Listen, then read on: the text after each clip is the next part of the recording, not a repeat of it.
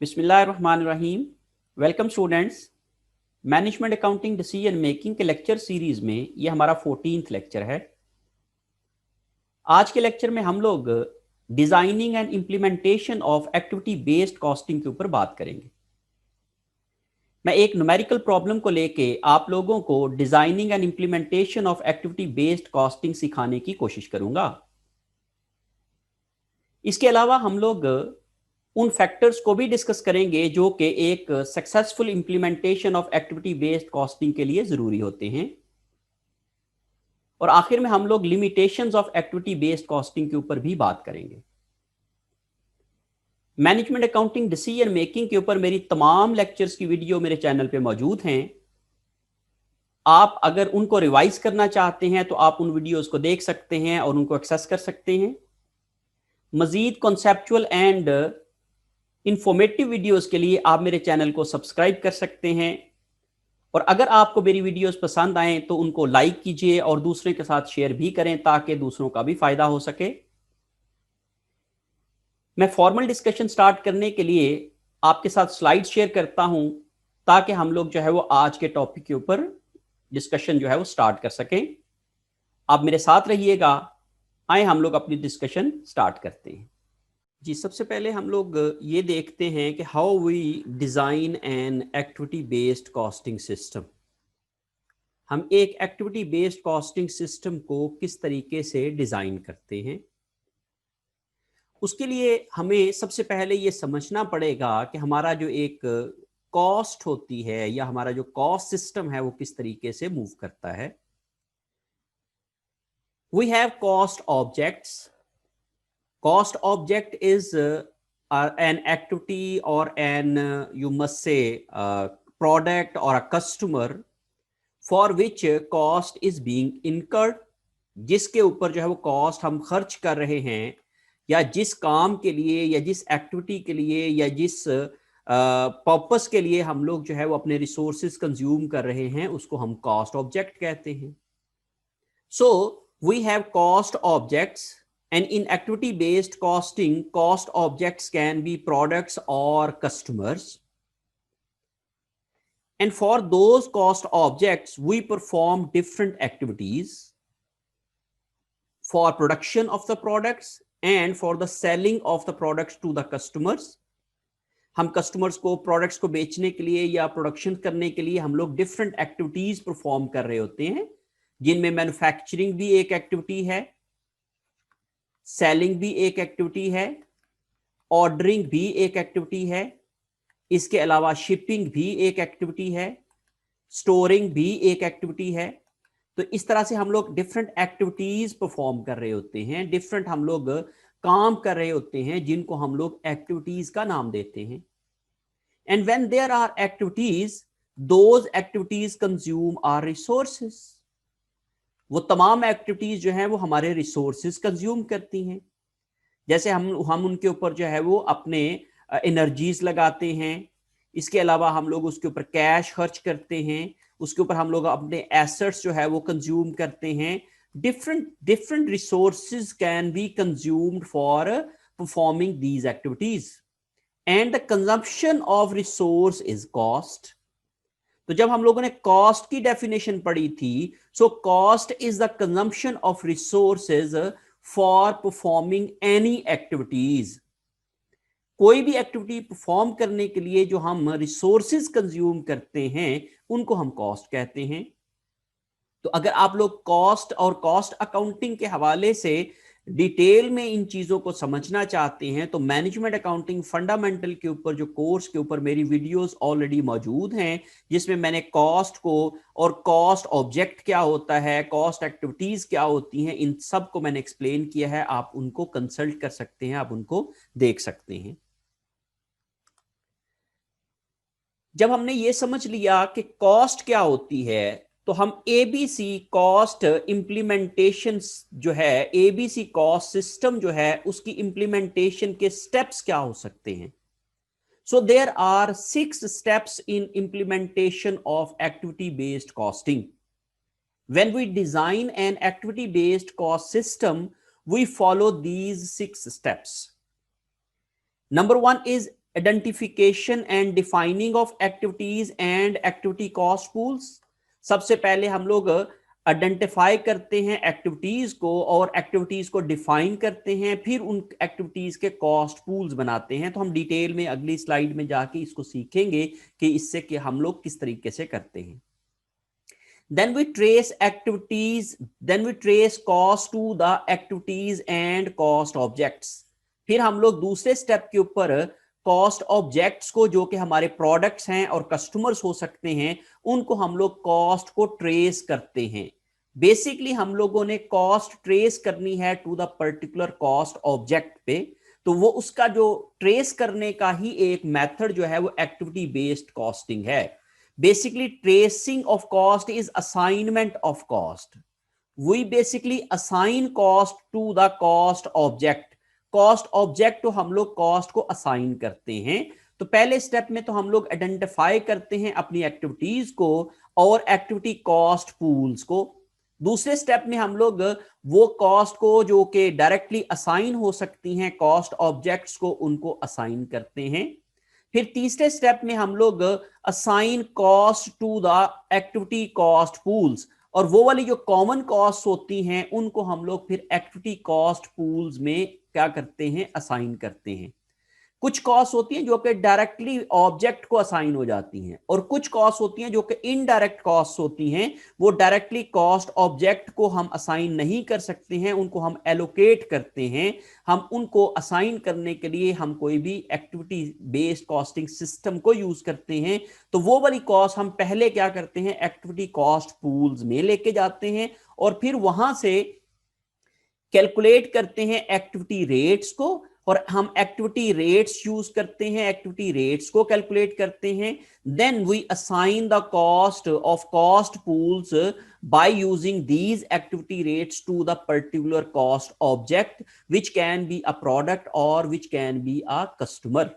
फिर हम लोग वो जो कॉस्ट पूल में हम लोगों ने कॉस्ट को इकट्ठा किया था और उनके रेट्स कैलकुलेट किए थे, और उन रेट्स को यूज करके हम लोग फिर उन कॉस्ट ऑब्जेक्ट को जो है वो कॉस्ट को असाइन करते हैं। And at the end we prepare management reports on the basis of cost of the products and customers, जिसमें हम लोग प्रोडक्ट मार्जिन्स को कैलकुलेट करते हैं या फिर हम कस्टमर मार्जिन्स को कैलकुलेट करते हैं। ये हम लोग जो है वो अपनी प्रॉफिटेबिलिटी रिपोर्ट्स बनाते हैं ताकि हम लोग ये असेस कर सकें कि कौन सी प्रोडक्ट जो है वो हमें कितना मार्जिन दे रही है, या कौन सी प्रोडक्ट की कितनी कॉस्ट आ रही है, या किस कस्टमर की कितनी कॉस्ट आ रही है और उसका कितना हमें मार्जिन मिल रहा है। So these are the simple 6 steps by using which we can design or implement our activity based costing system. In 6 steps में हम लोग जब काम करेंगे अपने सिस्टम को डिजाइन करते हुए और इंप्लीमेंट करते हुए। अब सबसे पहला जो स्टेप है वो ये है, at first stage we identify and define activities. हम सबसे पहले एक्टिविटीज डिफाइन करते हैं कि एक ऑर्गेनाइजेशन में कौन कौन सी एक्टिविटीज जो हैं वो परफॉर्म हो रही हैं। जैसे हम लोगों ने यहाँ पे एग्जांपल ली है क्लासिक ब्रास कंपनी की, वो उनकी एबीसी टीम जो है उन्होंने following activity cost pools and activity measures जो हैं वो डिफाइन किए हैं और उनको सिलेक्ट किया है। Activity cost pools at classic brass is a company. उनकी जो डिफरेंट एक्टिविटीज हैं वो एक ऑर्गेनाइजेशन में जो हो सकती हैं, और उन्होंने क्लासिक ब्रास कंपनी की एबीसी इंप्लीमेंटेशन टीम ने जो एक्टिविटीज डिफाइन की हैं वो उन्होंने हमें यहां पे बता दी हैं। जैसे सबसे पहली एक्टिविटी है कस्टमर ऑर्डर्स की, फिर दूसरी है प्रोडक्ट डिजाइन की, तीसरी एक्टिविटी है ऑर्डर साइज की, चौथी एक्टिविटी है कस्टमर रिलेशंस की, और पांचवी एक्टिविटीज है वो अदर है। अदर में वो तमाम कॉस्ट जो किसी भी एक्टिविटीज में एडजस्ट नहीं हो सकती हैं वो अदर एक्टिविटीज में चली जाती हैं। क्योंकि यहां पे समझाने के लिए हम लोगों ने यहां पे 5 एक्टिविटीज कॉस्ट पूल्स आइडेंटिफाई किए हैं। अदरवाइज जब आप प्रैक्टिकल पॉइंट ऑफ व्यू से देखते हैं तो वहां पे कई सौ के लिहाज से भी जो है वो कॉस्ट होती हैं, और उनको हम लोग जो है वो कोशिश करते हैं कि कम अज कम जो है एक्टिविटी कॉस्ट पूल्स बना सकें उसके। वो 5 भी हो सकते हैं, 10 भी हो सकते हैं, 15 भी बन सकते हैं, 20 भी बन सकते हैं, depending upon the nature of production और nature of the operations of the organization. तो हमारी एग्जाम्पल के अंदर जो हम लोगों ने एक न्यूमेरिकल एग्जाम्पल को लेके आगे चलना है, उसके मुताबिक हमारे पास जो एक्टिविटीज हैं जो हमने अपनी इस ऑर्गेनाइजेशन में आइडेंटिफाई की हैं और उनको हम लोगों ने कॉस्ट पूल्स का नाम दे दिया है, वो है customer orders, product design, order size, customer relations and others. और इनके एक्टिविटी मेजर्स या एक्टिविटी ड्राइवर्स क्या हैं, on which basis the cost are being dependent. जो ये वाली जो कॉस्ट हैं या ये वाली जो कॉस्ट पूल्स हैं या ये वाली जो एक्टिविटी के अंदर आने वाली कॉस्ट हैं वो किन पे डिपेंड कर रही हैं, उनको हम लोग एक्टिविटी मेजर और एक्टिविटी ड्राइवर का नाम देते हैं। तो हम जहां पे एक्टिविटीज कॉस्ट पूल या एक्टिविटीज को डिजाइन करते हैं या आइडेंटिफाई करते हैं, तो उनके साथ ही उनका एक्टिविटी ड्राइवर भी आइडेंटिफाई करते हैं कि on which factor these cost are depending upon, किन के ऊपर ये कॉस्ट डिपेंड कर रही है या किस फैक्टर की वजह से ये कॉस्ट कम या ज्यादा हो रही है, चेंज हो रही है, वो उसका कॉस्ट ड्राइवर कहलाएगा।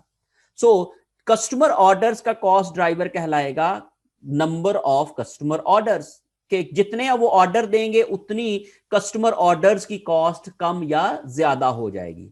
फिर प्रोडक्ट डिजाइन में नंबर ऑफ प्रोडक्ट डिजाइन्स, तो नंबर ऑफ डिजाइन्स जो हैं वो उनका क्या है, कॉस्ट ड्राइवर है प्रोडक्ट डिजाइन्स की कॉस्ट के लिए। तो जितनी भी प्रोडक्ट डिजाइन से रिलेटेड कॉस्ट होंगी, जिसमें मैंने ऑलरेडी इसके ऊपर वैसे बड़ी डिटेल में डिस्कशन की थी कॉस्ट ड्राइवर्स के ऊपर, आप उन वीडियोस को भी रिवाइज कर सकते हैं। जैसे मैंने प्रोडक्ट डिजाइन में जो डिजाइनिंग टीम है उनकी सैलरीज हो सकती हैं, जो डिजाइनिंग के लिए आप इक्विपमेंट यूज करते हैं उनकी डेप्रिसिएशन हो सकती है। तो वो सारी की सारी कॉस्ट जो है वो किस पे डिपेंड कर रही होगी, प्रोडक्ट डिजाइन्स के नंबर के ऊपर। How many designs we are preparing, वो उसके ऊपर डिपेंड करेगी। फिर उसके बाद है जी ऑर्डर साइज। ऑर्डर साइज जो है वो यहां पे उन्होंने कहा जी मशीन आवर्स पे डिपेंड करेगी। ये नंबर ऑफ यूनिट्स पे भी हो सकती है, ये इसको हम वॉल्यूम बेस्ड कहेंगे। ये वॉल्यूम पे बेस कर रही है, ये वॉल्यूम बेस्ड है, क्योंकि जब भी यूनिट्स बढ़ेंगे ज्यादा मशीन आवर्स लगेंगे। मशीन आवर्स ज्यादा कब होंगे, जब ऑर्डर ज्यादा होंगे। अब अगर ऑर्डर साइज बड़ा होगा तो मशीन आवर्स भी ज्यादा यूज होंगे। या आप समझ लें कि जो ऑर्डर साइज है या ऑर्डरिंग कॉस्ट है वो किस पे डिपेंड कर रही है, मशीन आवर्स के ऊपर। ओके, फिर उसके बाद है जी कस्टमर रिलेशंस की कॉस्ट। तो हमारी एग्जांपल में कस्टमर रिलेशन जो हैं वो नंबर ऑफ कस्टमर्स पे डिपेंड कर रही है।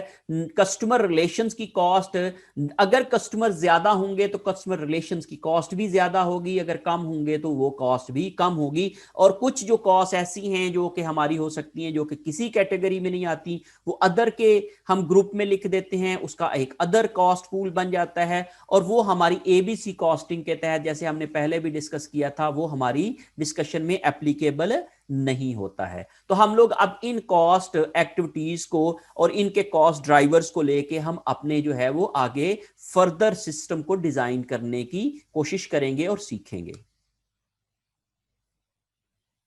फिर हम लोग ये देखते हैं कि जो हमने एक्टिविटीज डिफाइन की हैं या एक्टिविटीज आइडेंटिफाई की हैं, उनसे हमारी मुराद क्या है। कस्टमर ऑर्डर से mean, what it does customer orders mean. जो हमने एक एक्टिविटी पिछली स्लाइड में जैसे मैंने आपको समझाया कि हमने कस्टमर ऑर्डर्स की एक एक्टिविटी कॉस्ट पूल लिया है।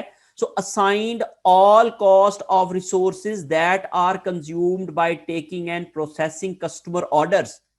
कस्टमर ऑर्डर्स को लेने और प्रोसेस करने के लिए जितने भी रिसोर्सेज कंज्यूम्ड हो रहे हैं, जितनी भी जो कॉस्ट लग रही हैं, वो सारी की सारी हम लोग जो है वो किस ग्रुप में या किस बकेट में डाल देंगे, that is customer orders bucket. ये बेसिकली कॉस्ट पूल है जिसमें वो तमाम कॉस्ट एक्यूमुलेट हो जाएंगी जो कस्टमर्स ऑर्डर्स को लेने में और उनको प्रोसेस करने के लिए इस्तेमाल होंगी। हम अपनी एग्जांपल में जाके देखेंगे कि कौन कौन सी कॉस्ट जो है वो यहां पे शामिल होंगी। फिर नेक्स्ट है जी product design. What does product design cost pool mean? That cost pool contained all costs of resources consumed by designing products। जो प्रोडक्ट को डिजाइन करने के लिए जो भी रिसोर्सेज यूज हो रहे हैं उनको हम लोग इस कॉस्ट पूल के अंदर, इस बकेट के अंदर, इस बॉक्स के अंदर, इस ग्रुप के अंदर इकट्ठा कर लेंगे। तो वो तमाम जो एक्टिविटीज है 1 2 3 4 5 6 जितने भी हम लोग जो है वो कॉस्ट रिसोर्सेज यूज कर रहे हैं वो हम लोग इस बकेट में डाल देंगे। तो उनको नाम दे रहे हैं हम प्रोडक्ट डिजाइन कॉस्ट्स। फिर है जी उसके बाद ऑर्डरिंग कॉस्ट या order size cost. Assigned all cost of resources consumed as a consequence of number of unit produced. Number of unit produced होने से जितनी भी कॉस्ट आ रही हैं उनको हम लोग ऑर्डर साइज के अंदर जो है वो इकट्ठा कर रहे हैं। हमने उसका नाम ऑर्डर साइज रखा है। कंपनी कोई भी नाम जो है वो अपनी एक्टिविटीज को दे सकती है, ये डिपेंड करती है कि आप उसको किस तरीके से ले रहे हैं और अंडरस्टैंड कर रहे हैं। तो इस लिहाज से इस कंपनी ने जो नाम दिया है उसका जो प्रोडक्शन कॉस्ट का नंबर ऑफ यूनिट प्रोड्यूस्ड पे जो डिपेंड करने वाली कॉस्ट हैं उनको उसने ऑर्डर साइज का नाम दे दिया है। That would be the bucket of order size. तो ये एक नया कॉस्ट पूल है जी। Customer relations.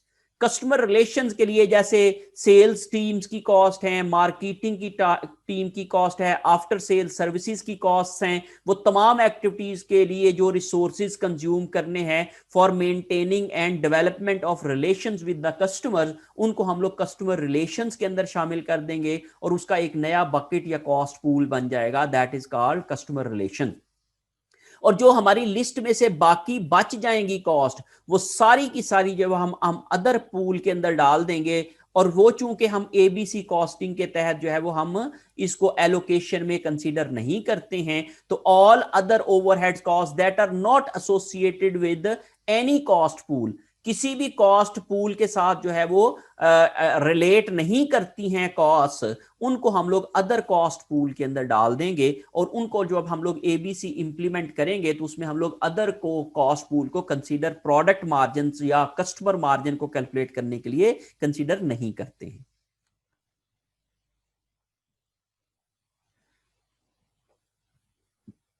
Then the next step is traced cost to the activities and cost objects।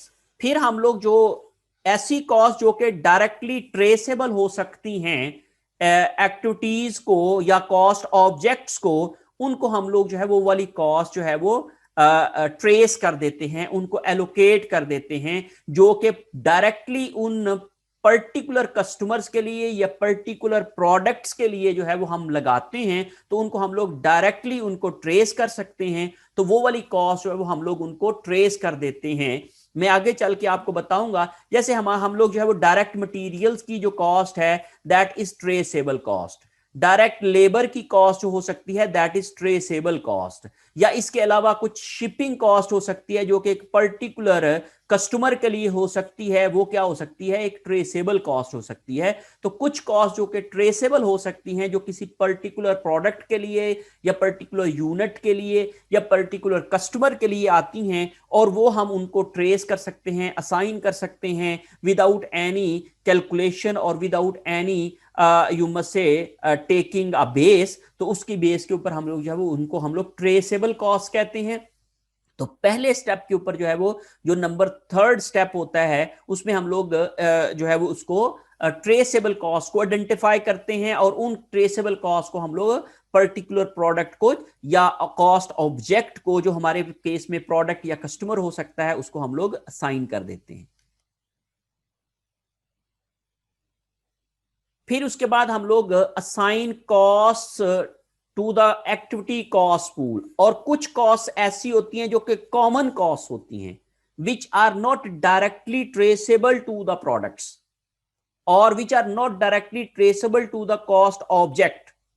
तो कॉस्ट ऑब्जेक्ट को जो ट्रेस नहीं हो सकती हैं उनको हम लोग फिर क्या करते हैं, एक्टिविटी कॉस्ट पूल में डाल देते हैं और एक्टिविटी कॉस्ट पूल को क्या करते हैं, असाइन करते हैं फिर अपने जो कॉस्ट ऑब्जेक्ट के ऊपर।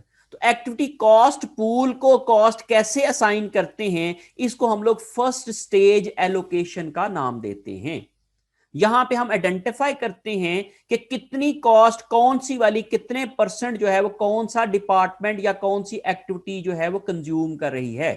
जैसे हमने ये कहा कि हमारे पास इनडायरेक्ट लेबर की एक कॉस्ट है, इनडायरेक्ट फैक्ट्री वेजेस हैं, ये इनडायरेक्ट कॉस्ट है। और ये जो एफओएच है ये वो कहता है कि कस्टमर ऑर्डर्स जो हैं उनको 25% चार्ज होगी, इन प्रोडक्ट डिजाइन में जो है वो 40% चार्ज होगी, ऑर्डरिंग कॉस्ट में 20% कॉस्ट चार्ज होगी, कस्टमर रिलेशंस के ऊपर 10% चार्ज होगी, और अदर्स की कैटेगरी में 5% जो है वो इसमें चली जाएगी, और 100% टोटल होगी।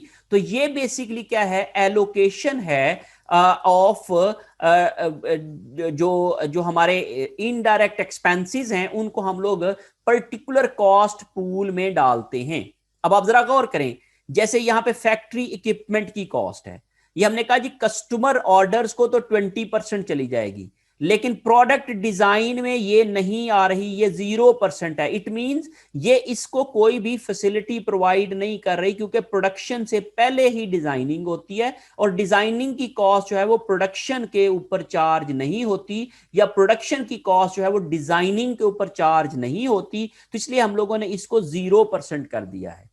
तो ये बेसिकली क्या है, या कुछ कॉस्ट ऐसी हो सकती है वो सारी की सारी उधर पड़ेगी, जैसे फैक्ट्री बिल्डिंग लीज। आप जरा गौर करें, तो ये क्या है, ये किसी भी एक्टिविटी में चार्ज नहीं हो रही है, ये सारी की सारी किसको चार्ज हो रही है, अदर के पूल में जा रही है।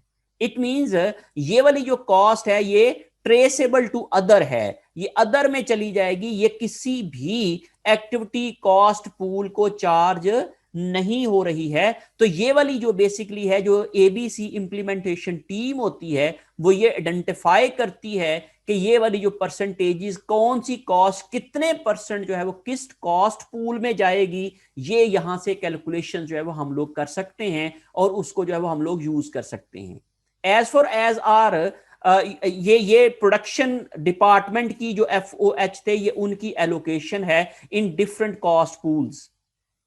फिर ये जर्नल एंड एडमिन एक्सपेंसेस की जो allocation in different cost pools है, वो ये यहाँ पे हमें जो है वो ये भी परसेंटेजेस हमें सारी दी गई हैं। Administrative wages and salaries 15% customer orders को चार्ज होती है, 5% जो है वो प्रोडक्ट डिजाइन को, इसी तरीके से सारी परसेंटेजेस दी गई हैं। और मार्केटिंग डिपार्टमेंट की भी कॉस्ट की डिस्ट्रीब्यूशन दी गई है कि किस किस कॉस्ट पूल के अंदर या एक्टिविटीज के अंदर कितनी कितनी कॉस्ट जो है वो चार्ज होगी, ये यहां पे हमें गिवन है। ये इंफॉर्मेशन जब हम लोग क्वेश्चंस की बात करेंगे तो ये इंफॉर्मेशन हमें गिवन होगी, ये हमारे क्वेश्चंस का हिस्सा होगी।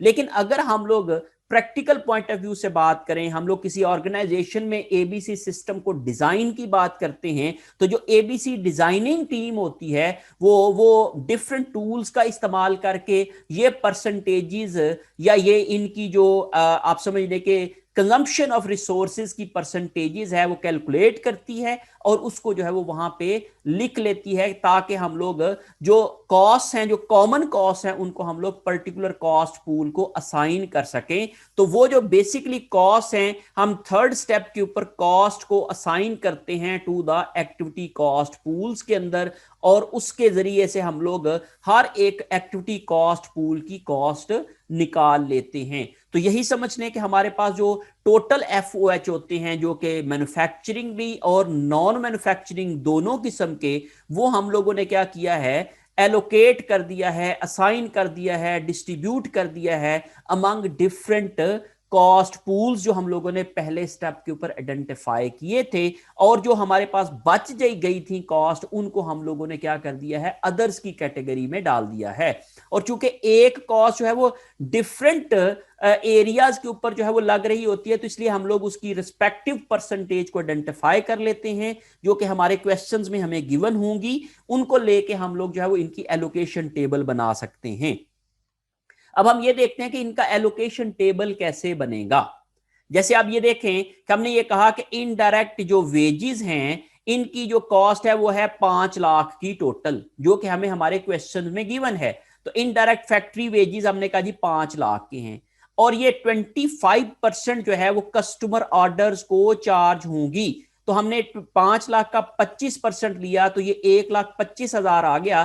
तो ये 1,25,000 हमने किसको चार्ज कर दिया है? कस्टमर ऑर्डर्स को। यहां पे आपको नजर आ रहा होगा जिसको मैंने बॉक्स में किया है। So we have allocated 25% of indirect wages in customer orders cost pool. हमने कस्टमर ऑर्डर कॉस्ट पूल में उस कॉस्ट को जो है वो डाल दिया है। अगर ये सारी की सारी इसी कॉस्ट पूल में जानी थी तो फिर हम 100% इसमें डाल देते। यही हम लोग बेसिकली क्या कर रहे हैं? ट्रेस कर रहे हैं कॉस्ट को उनके पर्टिकुलर एक्टिविटीज के अंदर। यही हम लोग असाइनमेंट ऑफ कॉस्ट कर रहे हैं इन कॉस्ट पूल्स के अंदर, और इन परसेंटेजेस को यूज करके हम लोग assignment of cost in cost pools करेंगे।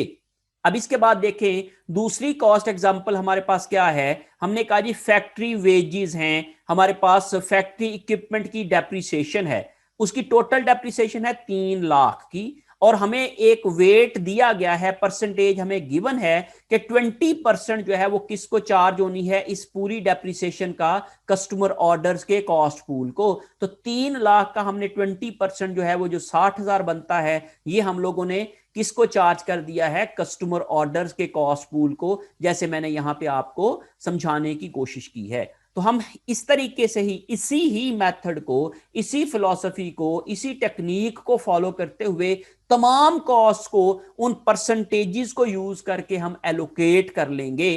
तो मैं आपके साथ शेयर करने जा रहा हूं कि ये तमाम चीजों को जब हम लोगों ने उन परसेंटेजेस के साथ मल्टीप्लाई करके उस टेबल को, जो परसेंटेजेस वाला टेबल था, जैसे मैं अभी आपको दिखाता हूं हमारी पिछली वाली स्लाइड के अंदर, कि जो परसेंटेजेस वाला ये वाला जो टेबल था, इसको हम लोगों ने क्या कर लिया है? अब फिगर्स में कन्वर्ट कर लिया है by multiplying the respective cost figures के साथ। इनकी जो डायरेक्ट इनडायरेक्ट फैक्ट्री वेजेस की कॉस्ट जो थी टोटल, उसको हमने 25% इसको दे दिया, 40% इसको दे दिया, 20% इसको दे दिया, 10% इसको दे दिया, और 5% हमने अदर में डाल दिया। तो ये तमाम चीजों को हम लोग क्या कर सकते हैं? यहां पे हम लोगों ने ट्रांसलेट कर लिया है। हमने इनडायरेक्ट वेजेस जो हमारे पास टोटल थे 5 लाख के, उसका हमने 25% इसको डाल दिया।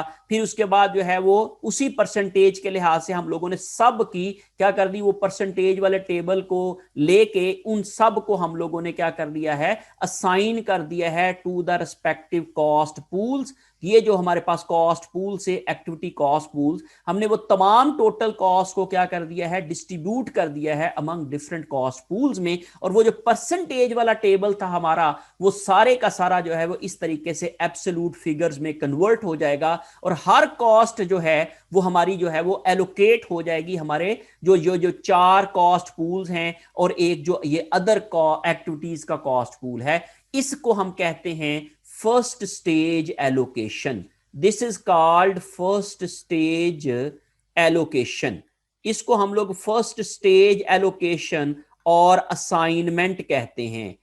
ये फर्स्ट स्टेज के ऊपर हम लोग कॉस्ट असाइनमेंट कर रहे हैं कि हम पहली स्टेज के ऊपर कॉस्ट को हम उनके डिफरेंट कॉस्ट पूल्स को असाइन करते हैं, और वो हम लोग रिस्पेक्टिव लॉजिक्स को लेके करते हैं कि कौन सी कॉस्ट पूल जो है वो कितनी कॉस्ट एक्टिविटीज को कंज्यूम कर रहा है। वो हमें गिवन परसेंटेजेस होंगी, और उन परसेंटेजेस को यूज करके हम क्या करेंगे? इस पूरे टेबल को बना लेंगे। इस टेबल को हम कहते हैं फर्स्ट स्टेज एलोकेशन। अब इसके बाद हम इसी फर्स्ट स्टेज एलोकेशन के टेबल को यूज करके नेक्स्ट स्टेप को परफॉर्म करेंगे। That is our fourth step, that is calculation of activity rates. हम इसके बाद एक्टिविटी रेट्स कैलकुलेट करेंगे। तो एक्टिविटी रेट्स कैलकुलेट करने के लिए जो बेसिक फॉर्मूला है रेट कैलकुलेट करने का, rate is equal to activity cost divided by activity driver.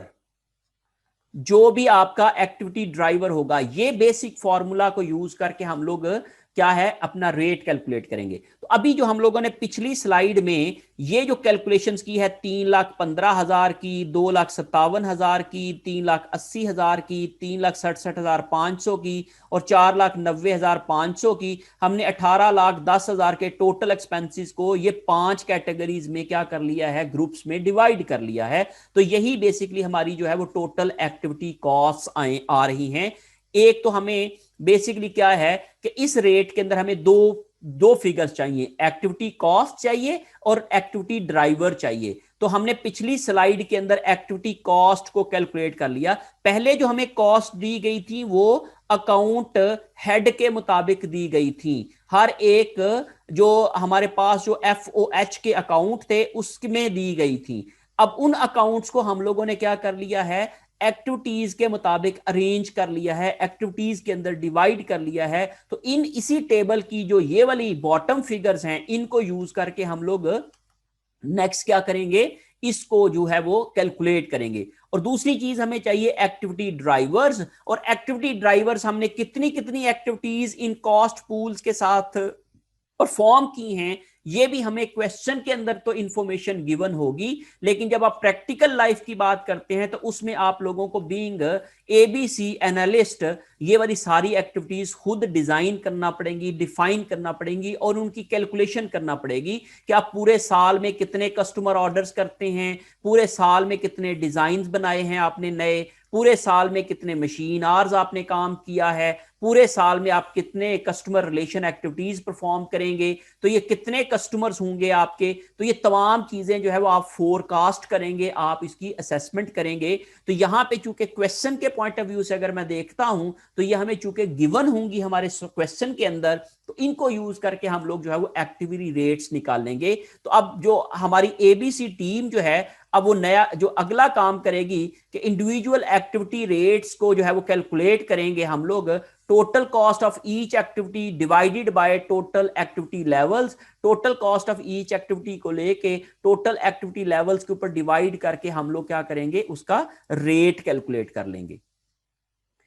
अब आप ये देखेंगे हमारे पास यही 4 एक्टिविटीज थी, customer orders, product design, order size, customer relations. हमने वो इतना बड़ा जो टेबल था हमारे पास, जो हमने डिफरेंट ओवरहेड कॉस्ट का टेबल एक बना हुआ था जो उसमें इतना ज्यादा डेटा था, उसको हमने समराइज करके इन 4-5 एक्टिविटीज के अंदर, इन 5 बकेट्स के अंदर, इन 5 पूल्स के अंदर जो है वो समराइज कर लिया है। तो हमने पहले टेबल में ये वाला जो ए की जो फिगर्स हैं ये हम लोगों ने फर्स्ट स्टेज एलोकेशन से कैलकुलेट कर ली। ये फर्स्ट स्टेज एलोकेशन का जो टेबल था उससे हम लोगों ने ये वाली जो है वो फिगर्स ले ली, और टोटल एक्टिविटी की फिगर जो हमने पिछली स्लाइड में अभी यहां पे हमने डिस्कस किया है, ये वो वाली टोटल एक्टिविटीज की फिगर थी जो हमें गिवन है हमारे प्रॉब्लम के अंदर।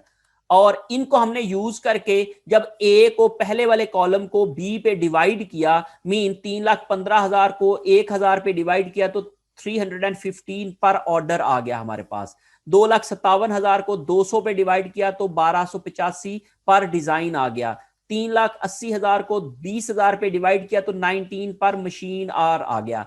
3,67,500 को 100 पे डिवाइड किया तो 3,675 पर कस्टमर आ गया। और 4,90,500 के लिए चूंकि हमारे पास कोई ड्राइवर नहीं है, कोई एप्लीकेबल नहीं है, तो इसलिए ABC कॉस्टिंग के तहत जो अदर कॉस्ट होती हैं ये ऑर्गेनाइजेशनल सस्टेनिंग एक्टिविटीज होती हैं, ऑर्गेनाइजेशनल सस्टेनिंग एक्टिविटीज होती हैं। इनको हम लोग जो है वो प्रोडक्ट्स के ऊपर या कस्टमर्स के ऊपर असाइन नहीं कर सकते हैं, एलोकेट नहीं कर सकते हैं, तो इसलिए हम लोग इसको हमने नॉट एप्लीकेबल लिख दिया।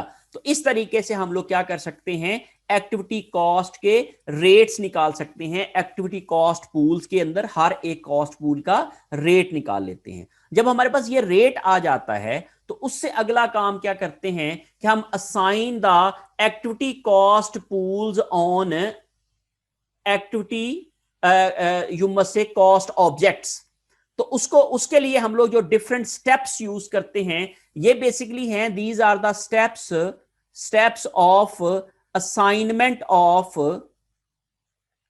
Cost to cost object. Cost object को असाइनमेंट ऑफ कॉस्ट के क्या हैं, स्टेजेस हैं या स्टेप्स हैं। कॉस्ट ऑब्जेक्ट्स हमारे क्या हैं, प्रोडक्ट्स कॉस्ट ऑब्जेक्ट हो सकती है, कस्टमर ऑर्डर कॉस्ट ऑब्जेक्ट हो सकती है, कस्टमर्स हो सकते हैं हमारे कॉस्ट ऑब्जेक्ट। तो ये डिफरेंट कॉस्ट ऑब्जेक्ट्स हो सकते हैं।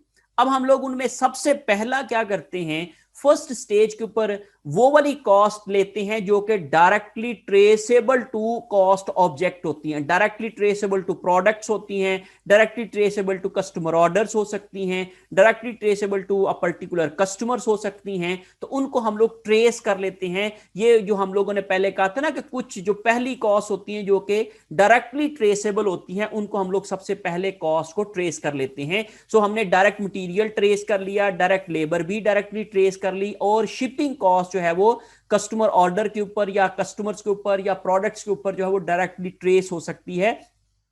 जब आप कस्टमर्स पॉइंट ऑफ व्यू से या कस्टमर ऑर्डर्स के पॉइंट ऑफ व्यू से बात करते हैं तो शिपिंग कॉस्ट हम ट्रेसेबल बना सकते हैं। लेकिन जब हम प्रोडक्ट्स की बात करेंगे तो हो सकता है उस सूरत में अगर सिंगल प्रोडक्ट है तो फिर तो ट्रेसेबल हो सकती है, लेकिन अगर मल्टीपल प्रोडक्ट्स हैं तो फिर ये ट्रेसेबल नहीं भी हो सकती है।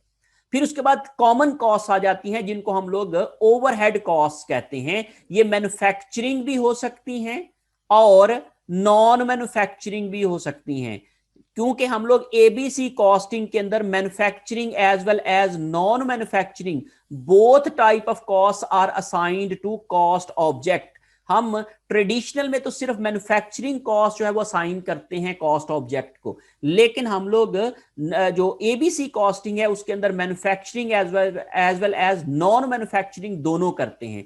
तो इसकी एलोकेशन करने के लिए हमने कहा कि सबसे पहले इन कॉस्ट को हम असाइन करते हैं कॉस्ट पूल्स को। तो हमने पहले स्टेप में कॉस्ट पूल्स को असाइन कर लिया था।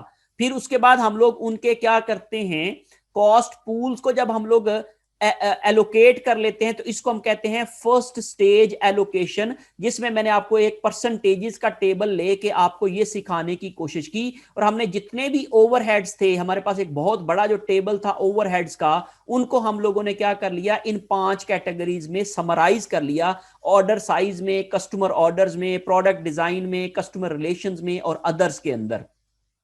और फिर हम लोगों ने इन्हीं कॉस्ट की फिगर्स को लेके क्या किया, इनके रेट्स कैलकुलेट कर लिए, और रेट्स को यूज करके हम क्या करते हैं, अपनी कॉस्ट असाइन करते हैं अपने कॉस्ट ऑब्जेक्ट्स के ऊपर, जिसमें हम प्रोडक्ट्स भी लेते हैं, कस्टमर ऑर्डर्स हो सकते हैं या कस्टमर्स हो सकते हैं। तो इसको हम कहते हैं सेकंड स्टेज एलोकेशन। अब मैं आप लोगों को सेकंड स्टेज एलोकेशन करवाने जा रहा हूं कि हम किस तरीके से, जो हमने पहली फर्स्ट स्टेज एलोकेशन करने के बाद हर एक कॉस्ट पूल की कॉस्ट निकाली थी और उस कॉस्ट पूल की कॉस्ट को लेके और टोटल एक्टिविटीज को लेके रेट्स निकाले थे, तो उन रेट्स को यूज करके अब हम क्या करेंगे कि अपनी कॉस्ट जो है वो असाइन करेंगे अपने कॉस्ट ऑब्जेक्ट के ऊपर। कौन सी वाली कॉस्ट, जो कि इनडायरेक्ट कॉस्ट थी, जो कि ओवरहेड कॉस्ट थी, जो कि डायरेक्टली ट्रेसेबल कॉस्ट नहीं थी। ये डायरेक्टली ट्रेसेबल तो डायरेक्टली कॉस्ट ऑब्जेक्ट को चली जाएंगी, लेकिन ये वाली कॉस्ट जो है वो उसको हम लोग एबीसी सिस्टम को यूज करके एलोकेट कर रहे हैं। यही हम लोग जो है वो हम अपने टॉपिक के अंदर सीखने की कोशिश कर रहे हैं। अब आप ये देखें जी, हमने कहा कि ये दो हमारे पास जो है वो प्रोडक्ट्स हैं। एक है जी स्टैंडर्ड प्रोडक्ट, मैं इसको प्रोडक्ट का नाम दे देता हूं। ये एक स्टैंडर्ड प्रोडक्ट है, नो डिजाइन इज रिक्वायर्ड। और एक ये जो है जी, ये एक कस्टम प्रोडक्ट है जिसके लिए एक न्यू डिजाइन चाहिए, हर एक के लिए एक नया डिजाइन चाहिए। तो उसके लिए उन्होंने कहा जी ये दो प्रोडक्ट्स वो बेच रहे हैं। इसके लिए उन्होंने 400 यूनिट्स का ऑर्डर लिए, 2 सेपरेट ऑर्डर्स, 2 ऑर्डर्स थे 400 यूनिट्स के। Each section requires 0.5 machine hours. हर एक प्रोडक्ट जो हर एक यूनिट है वो क्या कर रहा है, 0.5 मशीन आवर्स इस्तेमाल कर रहा है। सेलिंग प्राइस पर यूनिट 34 है। डायरेक्ट मटेरियल्स पर यूनिट 2000 या टोटल सॉरी दिए गए हैं, ये 2110 के हैं। डायरेक्ट लेबर टोटल दे दी गई है 1850 की, और शिपिंग कॉस्ट हमें दे दी गई है टोटल 180 की। इस तरीके से हमें कहा गया है जी कि एक जो स्टैंडर्ड प्रोडक्ट है उसकी जो कॉस्ट की जो इंफॉर्मेशन है वो हमें गिवन है, डेटा गिवन है। और जो कस्टम प्रोडक्ट है, एक ही ऑर्डर है ड्यूरिंग अ ईयर, हर एक पूरे साल में एक ऑर्डर मिला है। Each housing requires 4 machine hours. हर प्रोडक्ट जो है वो 4 मशीन आवर्स इस्तेमाल करती है। सेलिंग प्राइस जो है वो 650 पर यूनिट है ईच है। और डायरेक्ट मटेरियल्स कॉस्ट है 13 और डायरेक्ट लेबर कॉस्ट है 50 और शिपिंग कॉस्ट टोटल है 25 की। तो अब हमने ये देखना ये है कि दोनों केसेस के अंदर प्रोडक्ट मार्जिन हमारा क्या निकलता है। इसमें देखें जी, सबसे पहले जब हम लोग assignment of cost to the cost object करते हैं, जिसमें हम सेकंड स्टेज एलोकेशन की बात कर रहे हैं, तो हमने कहा पहली एक्टिविटी थी कस्टमर ऑर्डर की, दूसरी प्रोडक्ट डिजाइन की, तीसरी ऑर्डर साइज की, चौथी कस्टमर रिलेशंस की। तो हमने कहा जी जो स्टैंडर्ड प्रोडक्ट थी उसके ऊपर हमने ये कहा कि एक्टिविटी रेट था इसका 315 पर ऑर्डर, प्रोडक्ट डिजाइन था 1285 पर डिजाइन, ऑर्डर साइज था 19 पर मशीन आवर्स और कस्टमर रिलेशन थे 3675 पर कस्टमर, उसकी ये वाली कॉस्ट थी। अब हमने ये कहा कि यहां पे हमारे पास जो गिवन इंफॉर्मेशन है इसमें हमने कहा जी कि इसके दो ऑर्डर्स हमें मिले थे, तो हमने कहा जी 315 ज़रब 2 किया तो ये 630 की ऑर्डरिंग कॉस्ट बन गई। प्रोडक्ट डिजाइन, चूंकि ये एक स्टैंडर्ड प्रोडक्ट है तो इसका हमें कोई डिजाइन रिक्वायर नहीं था, तो इसलिए हमें ये गिवन इंफॉर्मेशन है कि हम इसका कोई डिजाइन नहीं बनाते हैं, तो इसलिए ये 0 इसकी डिजाइनिंग कॉस्ट पड़ी। ऑर्डर साइज, ऑर्डर साइज जो है वो 200 पर मशीन आर इसको कॉस्ट पड़ती है, तो 19 मशीन आर इसके हैं, 19 मल्टीप्लाई बाय 200 किया तो 3800 जो है वो इसकी ऑर्डर साइज की कॉस्ट पड़ गई। फिर उसके बाद कस्टमर रिलेशंस की कॉस्ट, वो चूंकि हमने ये पता नहीं है कि किस पर्टिकुलर कस्टमर के लिए ये वाली जो है वो ये प्रोडक्ट बेच रहे हैं, तो इसलिए हम लोगों ने कहा कि ये इसके ऊपर एप्लीकेबल नहीं होगी, क्योंकि ये प्रोडक्ट है, प्रोडक्ट के ऊपर कस्टमर रिलेशन की कॉस्ट एप्लीकेबल नहीं होती है। कस्टमर रिलेशन की कॉस्ट कस्टमर के ऊपर एप्लीकेबल होती है, ये प्रोडक्ट के ऊपर एप्लीकेट नहीं हो सकती है। तो इस लिहाज से हम लोगों ने कहा कि इसकी जो टोटल कॉस्ट आएगी इस तरीके से हम लोग स्टैंडर्ड प्रोडक्ट की कॉस्ट निकाल सकते हैं। और फिर उसके बाद जो है वो हम लोग इसकी जो कस्टम प्रोडक्ट है उसकी कॉस्ट भी कैलकुलेट कर सकते हैं। कस्टमर ऑर्डर्स थे, सिर्फ इसका एक ही ऑर्डर था पूरे साल में, 315 मल्टीप्लाई बाय 1 किया तो 315 आ गया। प्रोडक्ट डिजाइन जो थी वो 1285 पर डिजाइन थी और इसका एक डिजाइन हमने बनाया साल में, तो हमने 1285 इसको डाल दी। ऑर्डर साइज हमने कहा जी 19 पर रेट था उसका पर मशीन आर और इसके ऊपर 4 मशीन आर्स लगे। इसके ऊपर 200 मशीन आर्स इसलिए लगे हैं क्योंकि इसके ऊपर एक यूनिट के ऊपर जो है वो मशीन आर्स लगते हैं। आप देखें जरा गौर से कि एक के ऊपर लगते हैं 0.5, टोटल कितने हैं इसके यूनिट्स, वो हैं जी 400, मल्टीप्लाई बाय 0.5 करेंगे तो ये बनेंगे जी 200 मशीन आवर्स। तो इस तरीके से हम लोगों ने यहां पे 200 की फिगर जो है वो यूज की है। ये वाली जो 200 की फिगर आई है ये मैंने आपको समझाने की कोशिश की है कि एक यूनिट पे लगता है 0.5 मशीन आवर्स और टोटल जो यूनिट्स हम लोगों ने इसमें ऑर्डर किए थे वो थे 400 2 ऑर्डर्स में, तो ये आ गई हमारे पास 200 मशीन आवर्स। उनको हम लोगों ने जब मल्टीप्लाई किया 19 पर मशीन आवर के साथ तो ये 3800 की हमारे पास कॉस्ट आ गई। तो इस तरीके से हम लोगों ने, और कस्टमर रिलेशंस की कॉस्ट चूंकि प्रोडक्ट कॉस्ट जो है वो कस्टमर रिलेशंस के ऊपर नहीं पड़ती है तो इसलिए हम लोग इसको प्रोडक्ट मार्जिन के ऊपर कैलकुलेट नहीं करेंगे। हम जब कस्टमर मार्जिन कैलकुलेट करेंगे तो उसमें हम लोग ये वाली कॉस्ट भी शामिल करेंगे। The customer level cost is assigned to customers directly, ये कस्टमर्स लेवल की जो कॉस्ट होती है सिर्फ वो कस्टमर्स को असाइन होती हैं, ये प्रोडक्ट लेवल के ऊपर या यूनिट लेवल के ऊपर एलोकेट नहीं हो सकती हैं। हमने 5 लेवल ऑफ एक्टिविटीज पढ़े थे जिसमें हम लोगों ने यूनिट लेवल, फिर उसके बाद जो है वो बैच लेवल, फिर उसके बाद तीसरा प्रोडक्ट लेवल, फिर उसके बाद कस्टमर लेवल और फिर उसके बाद ऑर्गेनाइजेशनल लेवल पढ़ा था। तो हमने ये कहा था जो कस्टमर लेवल की एक्टिविटीज की कॉस्ट है वो निचले लेवल के ऊपर एलोकेट नहीं हो सकती, हाँ वो कस्टमर लेवल के ऊपर जाके हो सकती हैं। तो इसलिए हम लोगों ने यहाँ पे इसको प्रोडक्ट कॉस्ट के अंदर शामिल नहीं किया है प्रोडक्ट का मार्जिन कैलकुलेट करने के लिए। अब हम ये देखते हैं कि इस इंफॉर्मेशन को यूज करके हम अपनी मैनेजमेंट रिपोर्ट किस तरीके से बना सकते हैं। तो इससे पहले भी मैंने आप लोगों को जो एक्सेल की प्रॉब्लम करवाई थी उसमें भी मैंने आप लोगों को प्रॉफिट मार्जिन कैलकुलेट करना सिखाया था, प्रोडक्ट के लिहाज से भी और कस्टमर के लिहाज से। तो यहां पे हम लोग कस्टमर मार्जिन कैलकुलेट करने जा रहे हैं या प्रोडक्ट मार्जिन कैलकुलेट करने जा रहे हैं। तो सबसे पहले प्रोडक्ट मार्जिन के ऊपर बात कर लेते हैं। तो हमने कहा जी सेल्स थी टोटल हमारी 13,600 की, चूंकि हम लोगों ने 400 यूनिट बेचे थे, इसके multiply by per unit price जो हमें हमारे क्वेश्चन के अंदर गिवन है, that is you must say 34 per unit. ये हमें जो गिवन है हमारे क्वेश्चन के अंदर, जो हम प्रॉब्लम लेके चल रहे हैं, तो हमने जब 34 के साथ इसको मल्टीप्लाई किया 400 को, तो ये हमारे पास जो है वो 13,600 आ गया। डायरेक्ट मटेरियल्स भी हमें गिवन है हमारे क्वेश्चन के अंदर, टोटल मटेरियल कॉस्ट हमें गिवन है, टोटल लेबर की भी कॉस्ट हमें गिवन है। मैं आप लोगों को दिखा देता हूं कि कहां पे है जी। ये हमारे पास टोटल मटेरियल्स की भी कॉस्ट है 2110, टोटल लेबर की भी कॉस्ट है 1850 और शिपिंग कॉस्ट जो है 180 है। तो ये कस्टमर लेवल एक्टिविटीज है, इसलिए हम लोग इसको शिपिंग कॉस्ट को उधर लेके चलेंगे। ओके जी। फिर उसके बाद हम लोगों ने कहा कि कस्टमर ऑर्डर्स जो हैं, शिपिंग कॉस्ट 180 हमने इसके ऊपर डाली, और कस्टमर ऑर्डर्स की जो कॉस्ट है ये 19 जो है वो हम लोगों ने, इसका रेट था मल्टीप्लाई बाय सॉरी इसकी जो है वो हम लोगों ने पिछली स्लाइड में कस्टमर ऑर्डर्स की कॉस्ट जो है वो कैलकुलेट की थी हमारे पास। ये देख कस्टमर ऑर्डर की 630 की कॉस्ट हमने यहां पे कैलकुलेट की थी, तो यही हम कॉस्ट वहां पे भी यूज करेंगे। तो ये 630 की कॉस्ट हमने जो पिछली स्लाइड में कैलकुलेट की थी वो हमने यहां पे लिख दी। प्रोडक्ट डिजाइन की कॉस्ट इसको चार्ज नहीं होगी क्योंकि इसका प्रोडक्ट डिजाइन 0 था। और ऑर्डर साइज की जो कॉस्ट 3800 हम लोगों ने पिछली स्लाइड में जो कैलकुलेट की थी, ये तीनों कॉस्ट ये मैं आपको दिखा देता हूं। ये 630, 0 और 3800 ये हमने यहां पे कैलकुलेट की थी, ये हमने वहां पे यूज की हैं अगली स्लाइड के अंदर। तो ये हमने यहां पे लिख ली। जब हमने इन सब को टोटल किया तो ये 8570 आ गई।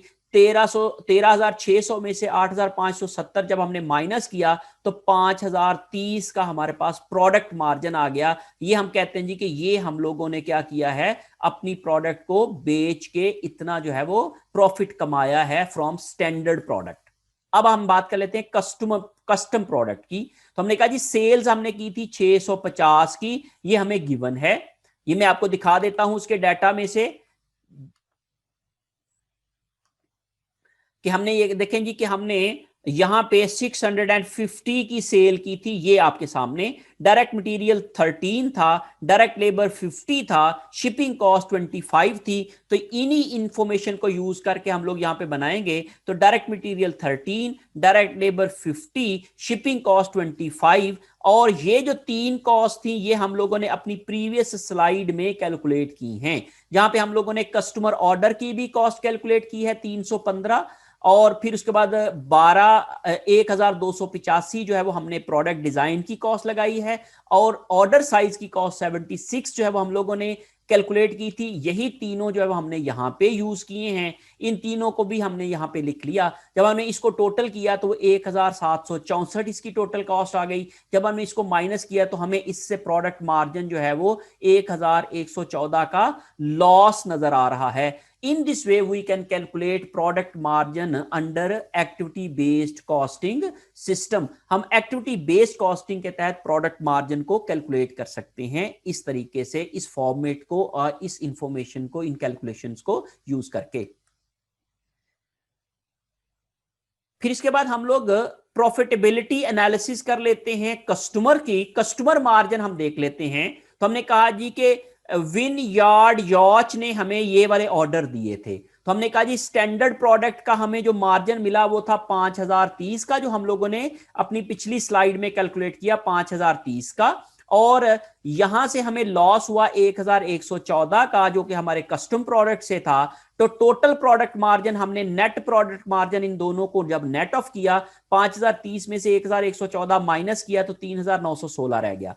अब इसमें से फिर हम लोग क्या करेंगे, कस्टमर रिलेशंस की कॉस्ट जो थी वो हम यहां से फिर माइनस करेंगे, जो हमें हमारी इंफॉर्मेशन में गिवन थी। हमने ये कहा कि हमारे पास जो कस्टमर रिलेशन की कॉस्ट थी वो ये देखे यहां पे हमने कहा कि चूंकि ये एक कस्टमर है तो एक कस्टमर के ऊपर 3675 पर कस्टमर कॉस्ट चार्ज होगी। तो ये 3675 की कॉस्ट जो है वो हमने यहाँ पे ये यहाँ पे 3675 लिखा है। तो जब हमने 3916 में से 3675 को माइनस किया तो हमने कहा जी कि इस कस्टमर से हम लोगों ने 241 का प्रॉफिट कमाया है या हमने मार्जिन कमाया है।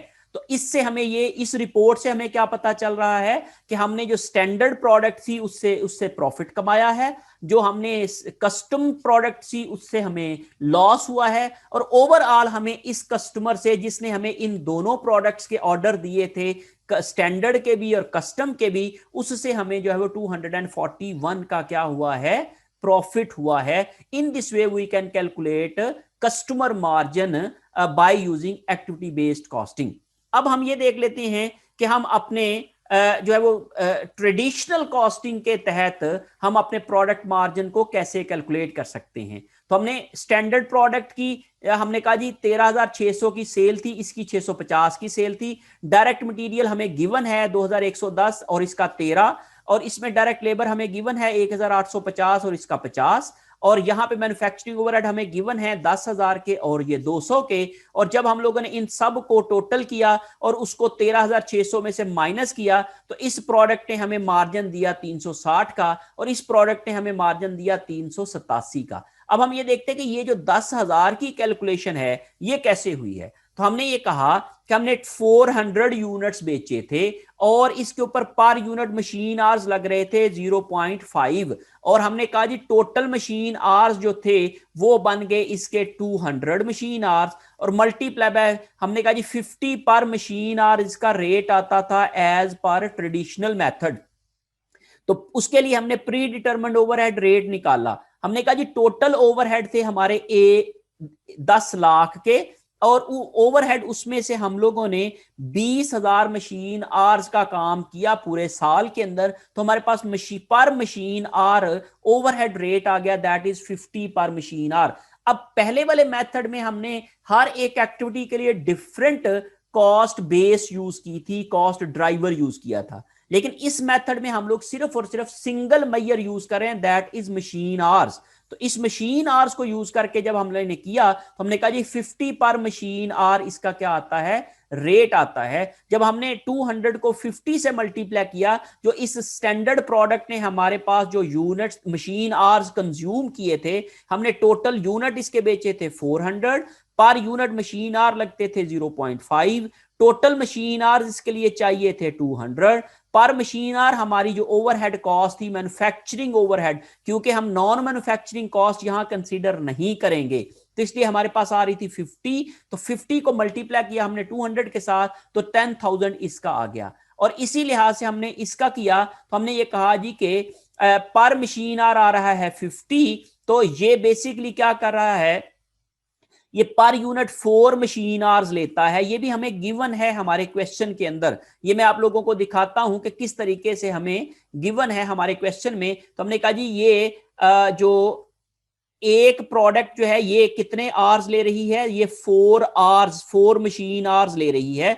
इसी 4 आवर्स को हमने यूज किया है उसकी कैलकुलेशन करने के लिए। तो हमने ये कहा जी कि यहां पे 4 आवर्स के साथ 50 को मल्टीप्लाई किया, 50 पर मशीन आवर रेट है, उसको 4 से मल्टीप्लाई किया तो ये आ जाएगा हमारे पास 200। तो जब हम लोगों ने 650 में से ये तमाम कॉस्ट को माइनस किया तो इसने हमें, इस प्रोडक्ट ने हमें मार्जिन दिया है 387 का और इस प्रोडक्ट ने हमें मार्जिन दिया है 360 का। तो अब आप ये देखें, जरा गौर करें कि ट्रेडिशनल मेथड के साथ उलट हो गई है सिचुएशन। स्टैंडर्ड मेथड उसमें हमें एबीसी के तहत इन एबीसी जो थी स्टैंडर्ड प्रोडक्ट जो थी ये प्रॉफिट में थी, स्टैंडर्ड जो थी गिव्स प्रॉफिट, लेकिन जो और जो कस्टम प्रोडक्ट थी वो क्या कर रही थी, वो लॉस दे रही थी। लेकिन यहां पे उलट हो गया है, यहां पे स्टैंडर्ड प्रोडक्ट हमें लॉस दे रही है और जो कस्टम प्रोडक्ट है वो हमें क्या कर रही है, प्रॉफिट दे रही है। तो ये बेसिकली क्या है, ये क्यों हुआ है, क्योंकि हमने एलोकेशन बेस डिफरेंट कर दी है। तो जब हमने एलोकेशन डिफरेंट की है तो उसकी वजह से हमारा जो प्रॉफिट लॉस में कन्वर्ट हो गया और लॉस प्रॉफिट में कन्वर्ट हो गया है। अब हम ये देखते हैं जी कि what are the reasons of difference between activity based costing profit and traditional product cost profit. Traditional method के तहत और एबीसी के तहत प्रॉफिट में फर्क क्यों आया है, ये मैं ऑलरेडी वैसे पहले भी लेक्चर्स के अंदर आपको समझा चुका हुआ हूं। तो traditional costing assigns design cost to both products based on machine hours. वो डिजाइन कॉस्ट दोनों प्रोडक्ट्स को दे रही है, लेकिन स्टैंडर्ड प्रोडक्ट तो डिजाइन यूज ही नहीं कर रही है, तो इसलिए उसको ये वाली कॉस्ट नहीं पड़नी चाहिए थी, तो इसलिए ये गलत हो रहा है। लेकिन ABC assigns design cost to product only if product design work is required।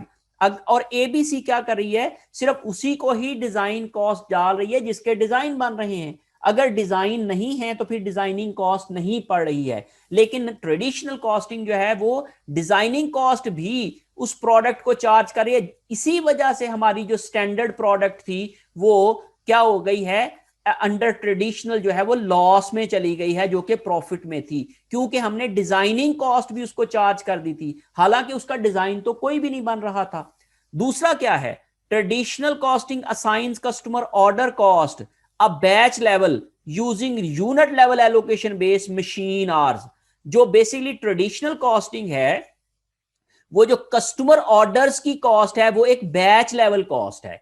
वो बैच में या फिर बैच लेवल कॉस्ट को यूनिट लेवल के ऊपर जाके एलोकेट कर रही है, क्योंकि मशीन आवर्स जो हैं वो यूनिट लेवल एक्टिविटी है। जब ये यूनिट लेवल एक्टिविटी के ऊपर आके असाइनमेंट होगी मशीन आवर्स की बेसिस के ऊपर, तो उससे भी क्या हो गया है कि हमारी ये वाली जो कॉस्ट है जो कि हमारे स्टैंडर्ड प्रोडक्ट है वो क्या हो गई है, हमारी ओवर कॉस्ट हो गई है, और उसकी वजह से भी इसका जो है वो लॉस नजर आ रहा है, जो कि एबीसी के तहत प्रॉफिट है। और एबीसी क्या करती है, assigns these batch level cost using batch level measure activity. और एबीसी कॉस्टिंग जो है वो हर एक लेवल की एक्टिविटी को लेके ही कॉस्ट की असाइनमेंट करती है।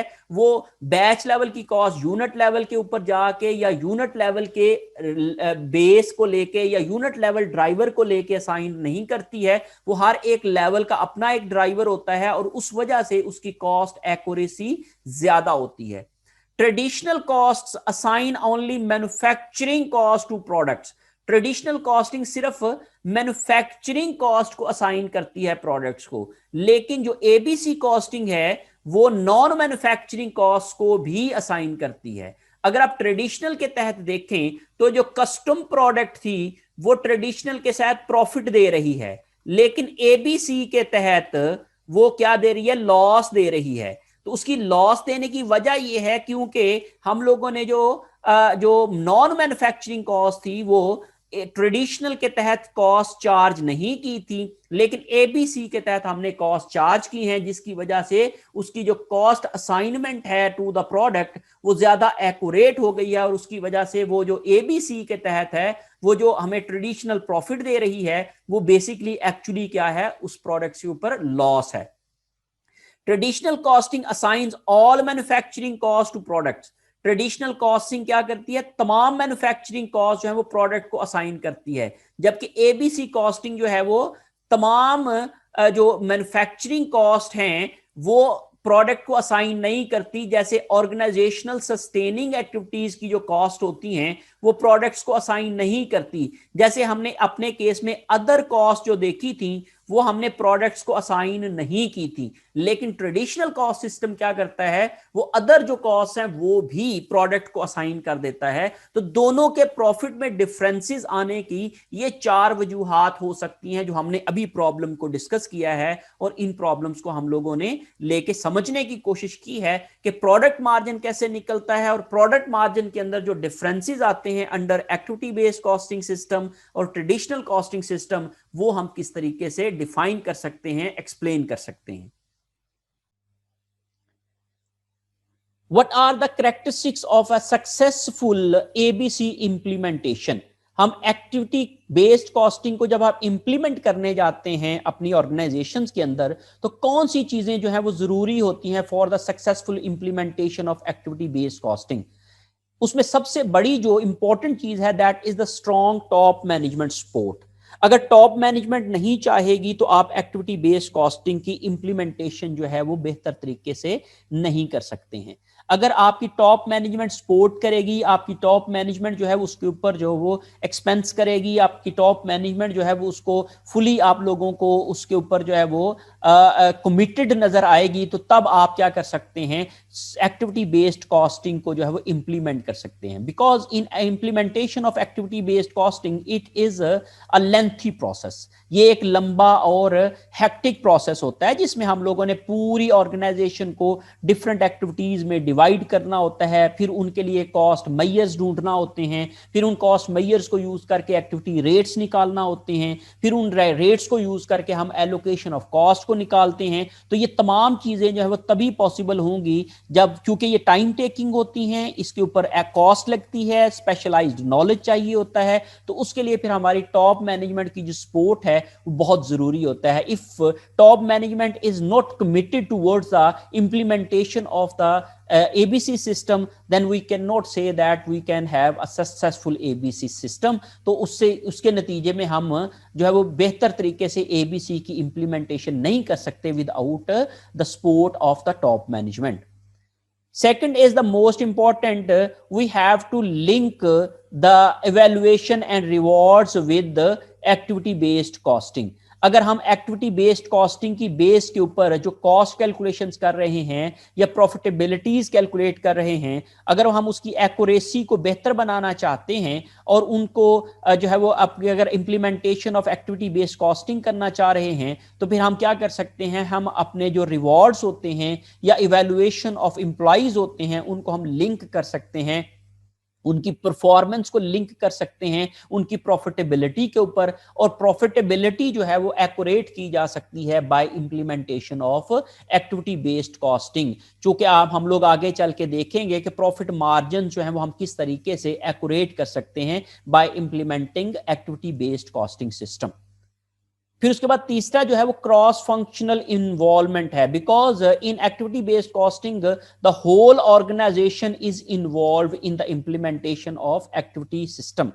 एक्टिविटीज को डिफाइन करना which are across the company, और उस कंपनी के जो डिफरेंट डिपार्टमेंट्स होते हैं और उनका आपस में जो कोऑर्डिनेशन होती है, उनके आपस में जो लिंकेजेस होते हैं, उनको समझना बहुत जरूरी होता है। और कौन सी जो डिपार्टमेंट है वो किन किन एक्टिविटीज को यूज कर रहा है, उनकी जो अंडरस्टैंडिंग है वो बहुत जरूरी होता है। तो इसलिए क्रॉस फंक्शनल इन्वॉल्वमेंट होती जो है वो हमें जो है वो ज्यादा बेहतर तरीके से इंप्लीमेंटेशन ऑफ ABC जो है वो पॉसिबल बनाती है। अगर हमारी कोऑर्डिनेशन बिटवीन डिफरेंट डिपार्टमेंट्स या इन्वॉल्वमेंट ऑफ डिफरेंट डिपार्टमेंट्स और डिफरेंट फंक्शन जैसे मार्केटिंग है, ऑपरेशंस है, HR है, बाकी जितने भी डिपार्टमेंट्स हैं, उनकी अगर क्रॉस फंक्शनल इन्वॉल्वमेंट नहीं होगी, हम एक दूसरे को सपोर्ट नहीं करेंगे, हम एक दूसरे के साथ कोऑर्डिनेशन के साथ काम नहीं करेंगे, तो उस सूरत में जो implementation of activity based costing है वो पॉसिबल नहीं होगी।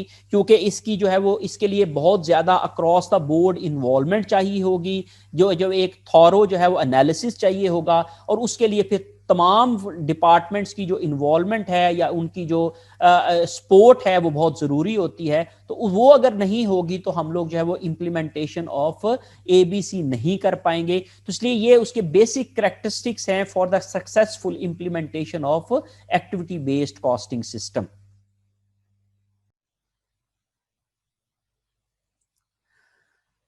अब हम आखिर में ये देख लेते हैं कि what are the limitations of activity based costing system. हमने अभी ये बात की कि activity based costing is a superior which gives us accurate cost information on which basis we make our accurate decisions। लेकिन इसकी कुछ limitations हैं, जो हमें प्रॉब्लम्स आती हैं इसकी इंप्लीमेंटेशन के लिए, वो कौन कौन सी हैं। सबसे पहली बात तो यह कि substantial resources are required to implement and maintain the ABC system. आपको क्वालिफाइड लोग चाहिए, आपको सब्सटेंशियल रिसोर्सेज चाहिए, आपको ऑब्जर्वेशन करनी है, आपको पूरा पूरा साल और कई कई साल काम करना पड़ता है, तो उसके लिए आपको जाहिर है आपके एक्सपेंसेस भी आएंगे, आपके रिसोर्सेज कंज्यूम होंगे। तो इसलिए एबीसी सिस्टम जो है वो इंप्लीमेंट नहीं हो पाता है, क्योंकि उसके लिए जो रिक्वायर्ड रिसोर्सेज होते हैं उसकी इंप्लीमेंटेशन के लिए और उसकी कंटिन्यूटी के लिए वो हमें नहीं मिलते हैं। और उसकी वजह से जैसे मैंने अभी आपसे कहा कि जो टॉप मैनेजमेंट सपोर्ट चाहिए होती है, और टॉप मैनेजमेंट सपोर्ट में वो रिसोर्सेज को भी एलोकेट करने की सपोर्ट भी चाहिए। अब चूंकि सब्सटेंशियल रिसोर्सेज जब चाहिए होती हैं तो फिर हम लोग जो है वो डीमोटिवेट हो जाते हैं, और उसी डीमोटिवेशन की वजह से हम लोग एक्टिविटी बेस्ड कॉस्टिंग को इंप्लीमेंट नहीं कर पाते हैं, और या अगर हम इंप्लीमेंट कर लेते हैं तो फिर हम उसको कंटिन्यू नहीं कर पाते हैं। तो ये एक बड़ी लिमिटेशन है हमारी implementation of activity based costing system में। Resistance to unfamiliar numbers and reports. अब चूंकि ये एक नई थीम है, नया नॉलेज है, और जितने भी लोग होते हैं उनको चूंकि इसका मालूम नहीं होता, इससे अनफेमिलियर होते हैं, नए तरीके से रिपोर्ट्स बनती हैं, नए तरीके से एलोकेशंस होती हैं, नए काम करना पड़ते हैं, तो इसलिए जब वो उनकी रेजिस्टेंस होती है, क्योंकि हर एक जब भी ऑर्गेनाइजेशन में कोई चेंज आती है या नई चीज होती है तो उसके ऊपर रेजिस्टेंस आती है, तो इसकी भी एक रेजिस्टेंस होती है। और जो अनफेमिलियरिटी ऑफ रिपोर्ट्स होती है या नंबर्स होती है, एक्टिविटीज कैसे डिफाइन करना है ये लोगों को समझ नहीं आती, एक्टिविटीज के ड्राइवर्स कैसे बनाने हैं ये लोगों को समझ नहीं आती, मुश्किल होता है। तो इसकी वजह से जो जो उनकी अंडरस्टैंडिंग होती है वो चूंकि प्रॉपर ना होने की वजह से रेजिस्टेंस आती है। जब ये रेजिस्टेंस आती है तो उसकी वजह से जब टॉप मैनेजमेंट सपोर्ट भी हो, लेकिन जो निचले लेवल के ऊपर, ऑपरेशनल लेवल के ऊपर अगर रेजिस्टेंस आए, लोगों की अंडरस्टैंडिंग ना हो, लोगों को अवेयरनेस ना हो, familiarity with the reports and numbers ना हो, तो उस सूरत में भी हमारी सक्सेसफुल इंप्लीमेंटेशन जो है वो नहीं हो सकती है। और ये भी हमारी एक लिमिटेशन होती है in implementation of activity based costing system. Desire to fully allocate all cost to the product. हमारा यह मकसद होता है कि जितनी भी कॉस्ट हैं वो सारी की सारी जो है वो प्रोडक्ट्स को असाइन होनी चाहिए। अगर हम लोग अदर कॉस्ट की जो हम बात कर रहे हैं which are not assigned to the product, तो फिर ये अदर कॉस्ट कहां जाएंगी? टॉप मैनेजमेंट पूछ सकती है अच्छा भाई ठीक है ये आपने बता दिया, बड़ा अच्छा सिस्टम है, बड़ा एक्यूरेट है, तो फिर ये बताएं कि ये जो अदर कॉस्ट है ये हम कहां पे ट्रीट करें? ये भी तो इन्हीं के लिए जानी है ना, सीईओ भी तो कंपनी के लिए ही काम कर रहा है ना, और कंपनी प्रोडक्ट्स बेच रही है। तो इसलिए ये जो अदर की कॉस्ट होती है वो जब एलोकेट नहीं होती है तो वो चूंकि हम ऑर्गेनाइजेशन लेवल के ऊपर इसकी भी एलोकेशन चाह रहे होते हैं जो कि एबीसी हमें प्रोवाइड नहीं कर सकती है, इसके लिए कोई लॉजिकल हमें वे आउट नहीं देती है, तो ये भी एबीसी कॉस्टिंग की एक लिमिटेशन आ जाती है। और ये एतराज उठता है कि भाई आपने ये वाली कॉस्ट जो है वो अनएलोकेटेड ये छोड़ दी है, तो इसको भी तो एलोकेट होना चाहिए। तो उस पे इस सिलसिले में फिर जो है वो एक्टिविटी बेस्ड कॉस्टिंग जो है इस सवाल का जवाब नहीं देती है। तो उसके लिए ऑफ कोर्स एक नए जो है वो उसके ऊपर आ गई है वो time driven activity based costing भी आ गई है। इसके अलावा भी मुख्तलिफ हैं जो भी इनके ऊपर क्रिटिसिज्म हुआ है उसको भी जो है वो लोगों ने अकोमोडेट करने की कोशिश की है। लेकिन जब हम एबीसी कॉस्टिंग की बात करते हैं तो ये एक उसकी लिमिटेशन में शुमार होती है। Potential misrepresentation of unfamiliar numbers. हमारे पास जो अनफेमिलियर नंबर्स होते हैं और जो हमारे पास पोटेंशियल मिस इंटरप्रिटेशन हो सकती है, हम इनकी जो नंबर्स हैं जिनको हम समझ नहीं पा रहे होते हैं, अनफेमिलियर होते हैं, उनकी इंटरप्रिटेशन हम गलत कर सकते हैं। हम कॉस्ट ड्राइवर रिलेशनशिप को जो है वो गलत तरीके से इंटरप्रेट कर सकते हैं। जब हम उसको गलत इंटरप्रेट कर लेते हैं तो फिर हमारी कैलकुलेशंस भी गलत हो सकती हैं। तो चूंकि इसमें एक कॉम्प्लिकेटेड सिस्टम होता है, अनफेमिलियर नंबर्स होते हैं और उन नंबर को समझना आसान नहीं होता है, तो इस वजह से भी हमारी ये जो वाला जो एबीसी सिस्टम है वो हमें जो है वो उस तरीके से समझने के रिजल्ट्स नहीं देता है, और हमारी एक लिमिटेशन ज्यादा आती है in implementation of activity based costing system. And the lastly is does not conform to the GAAP. जो जनरली एक्सेप्टेड अकाउंटिंग प्रिंसिपल्स होते हैं या अकाउंटिंग स्टैंडर्ड्स होते हैं, ये this is not according to the accounting standards.